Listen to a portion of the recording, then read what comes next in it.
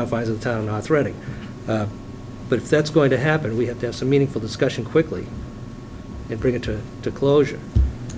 So again, I would urge the administration to step up the pace in relation to getting it. I know you have a timetable somewhere in the next couple of weeks to sit down with the Insurance Advisory Committee, but there needs to be a broader discussion, an educational process beyond that with the regular employee base to understand exactly what's being proposed, what's being offered, what are our options.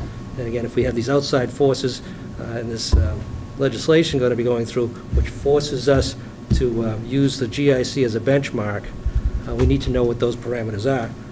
But there is going to be some change for the employees of the town of North Reading. So they deserve good coverage. They deserve a seat at the table. But if we don't get to the table quickly, those choices for both the management side of the table and theirs are going to be very limited. So time to talk is now. The time to come to some sort of meaningful decision is now, so that we can make sure that whatever changes are effectuated, everybody's as happy as we can be with it. So change is coming. The legislature is going to force it. There's no doubt in my mind at this particular point. And this is the year that's going to happen. So let's get down and meaningfully discuss it and come to a conclusion on it. Steve, I agree, and I think, and I'd ask the administration to take this as priority number one, just ahead of individual contract negotiations. I think it's that important to move it forward as quickly as possible. Well, there's just a couple other little footnotes that came from Secretary Gonzalez's speech that I just want to point out for people to take away for food for thought. One of the things he said was managing unfunded liabilities. Sort of the sins of the past didn't put the dollars for the people in the future. And I'm not sure what he meant by that, but I believe it's going to come from the top down. All the cities and towns are going to have to start getting a handle on their unfunded liabilities. As you know, ours is well over into the $40 million range. And you know, that's been one of my big concerns, one of the reasons why I ran for Selectmen, and something that we need to get a grasp on. So he did make a big deal about that, though. Well, another thing he said that I thought was pretty encouraging, they're going to actually have a new incentive fund for regionalizing services. They want to incentivize towns and cities to work together to try to find ways to think out of the box, to work together to save money for their communities. And if you can actually do that, there's going to be a fund. He didn't say how much it was going to be funded, and we all know that it may not even be funded, but they did say they are working on it, and he said we're very serious about doing this to encourage towns and cities to work together to regionalize. I thought that was pretty encouraging. I thought I heard $9 million, which doesn't seem like a lot of money. But yeah. The talk is good, but when we have things like small things, even like the veterans agent, that every city and town has to have their own veterans agent instead of sharing things on a regional basis. Yeah.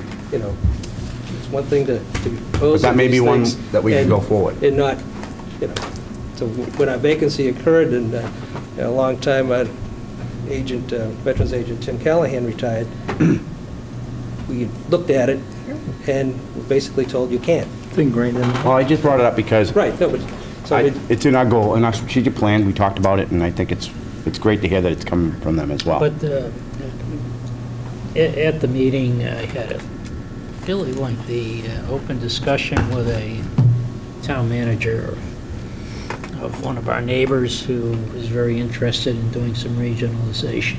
Craig is going to follow up on that. I won't say anything more about it at the moment. But another thing he talked about was Chapter 90. They're going to increase the Chapter 90 from $45 million to $200 million. No, it was from 150 to 300 is what I heard the second time around. Oh, the second time around? Okay. I wrote down what he said, but that's good. No, that came out of... good. That came out of... I'm trying to remember the woman's name. Hesse? Norris? No, it wasn't... Yeah, Diane Norris. That's good. I'm sorry. That's what the... excuse me. That's what the Mass Municipal Association, they adopted two things in the business meeting.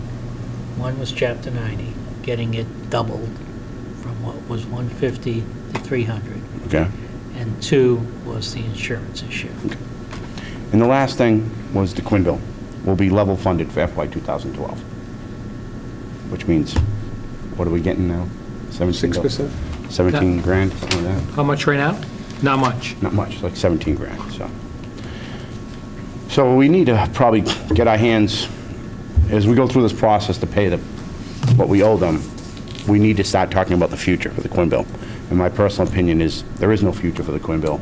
And I think that we should work with our police department to talk about a career education incentive program that's outside of the Quinn Bill.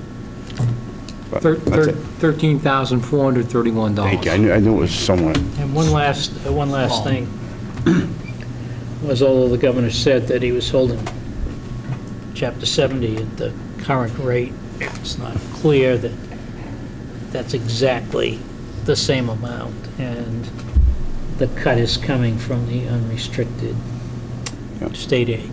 So there is a cut percentage number. I'm sure that on Wednesday he's supposed to release his preliminary budget, which he normally has provided information at the MMA show this year. Obviously, they're still working on it. It's supposed to come out Wednesday. Great. Thank you. Thank you. One of the things that we're looking at in terms of additional changes, the board asked to look into biweekly payroll. The teachers are presently the only ones that are paid on a biweekly basis. We'll have that discussion. I've talked to the finance staff. It was something that did come up a few years ago. However, it was determined at that time that the savings didn't justify the change. I'm not going to jump to conclusions, but there's a lot of work that's required to do it behind the scenes. It's not as simple as pushing a button or flipping a switch, and I'll make it seem overly simple, but it would be helpful that if a board member would like to step up and become involved in those discussions. I think it would be helpful, because I know that's something the board would like to see happen. But I really would like to have a member of the board present when we have those discussions. They're quite detailed and they're quite involved. So I'm not going to ask you to put volunteers' names up tonight, but I really think it would be helpful in terms of making this thing happen, or at least determining the feasibility of it, that there would be some assistance from the board that would be Greg, good. a couple of things. Back a few years ago when that was brought up, the treasurer at the time had spent some time on a study, and he concluded that it wasn't affordable to make the change. This is when we're talking about using an outside payroll service. Sure. It wasn't break even or a savings because we had the weekly payroll. That if we had a bi-weekly payroll, we would save some money. Now, we're doing it in-house on Munis. Maybe there's some efficiencies that came out of doing it that way, don't know. But every week they do the payroll, a certain number of labor hours goes into it. That's right. That's what they say. And if we skip every other week, there may be a little more to do, on the week of the payroll. But it seems to me that we would be cutting the amount of time we're spending. Now, whether or not that comes to a savings is related to, Well, it won't dollar-wise, but in that department, in the finance department, you'll have who's efficiency completely and ability understaffed, to do other things. can now reallocate their resources to do other things, because they are understaffed. Keep more current There's on no our doubt. receivables or whatever. Besides HR, they're definitely understaffed. So I think they're thinking about it a little bit more. I appreciate the comments of the board on the potential for payroll service. Like I said, to me, the devil is in the details. I don't wish to get into a lengthy discussion with the board this evening about the merits of biweekly payroll in a meeting like this. I'm not the expert on it. We have experts that work in town that know a lot more about this stuff than I do. I would welcome an opportunity to have a board member present. That's all I can say. But I don't mind getting involved in that, because I've been pushing it for Here we go. Get them in. I'll be happy to work with you on that. Beautiful. Next. Next is just an update on motor vehicle excise tax. The board's always asked me is what happens with our February commitment. You know that motor vehicle excise tax is a substantial portion of our local estimated receipts. We've been a little bit against the trend. The trend is many cities and towns have seen a drop or a decline in motor vehicle excise tax revenue. Economy has driven a lot of that. other towns have been overly aggressive in terms of estimating increases. We've taken a more conservative approach. The commitment is due to be issued second week in February.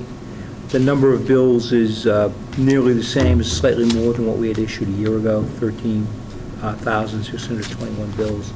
And the amount on the commitment is a little bit over $43,000 over what we had committed last year. And that's good news, because it shows the fact that we're going to be on target, which I think is really critical in terms of the town's revenue plan. There was also a concern that the finance director had noted about investment earnings. You don't have to be an expert to know that there's not much being paid on investments right now. We're behind on projections for this year.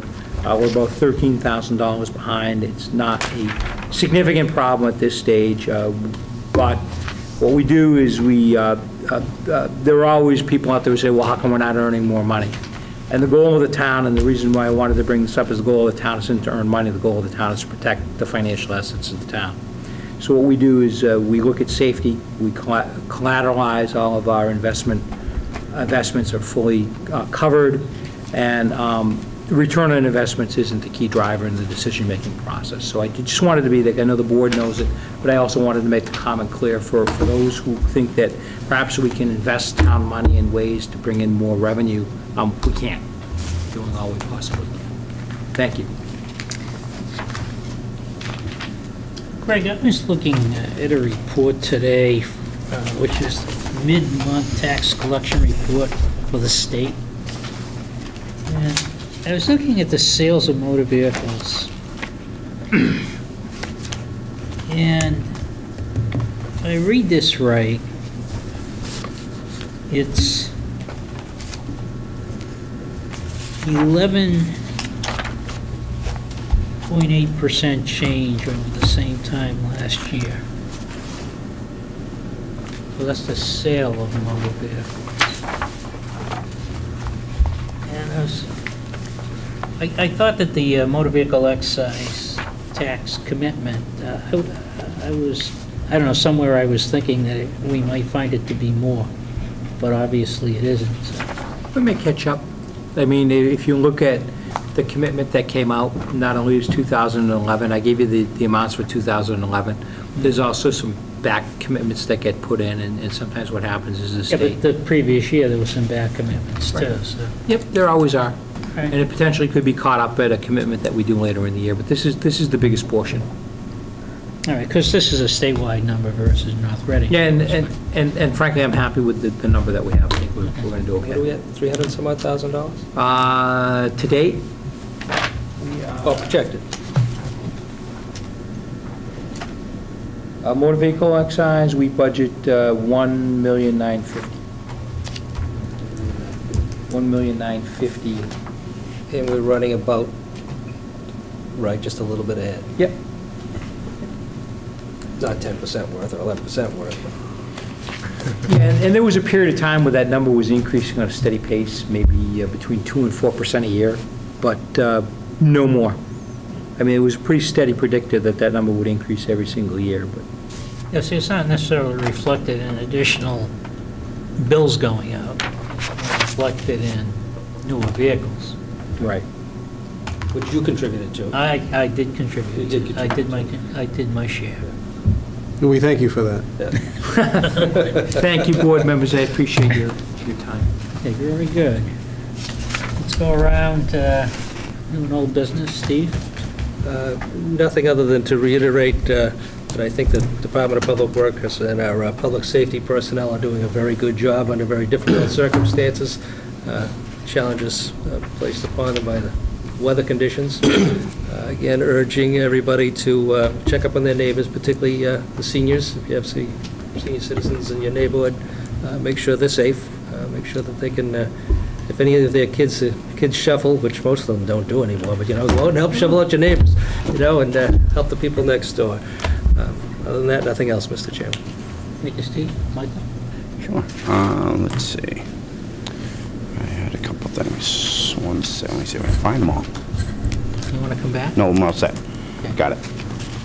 First, I'm not sure if you guys have read in the paper, Youth Services, Erica Hansen and her folks have been trying to shovel out the vets and senior citizens, and I really want to pass along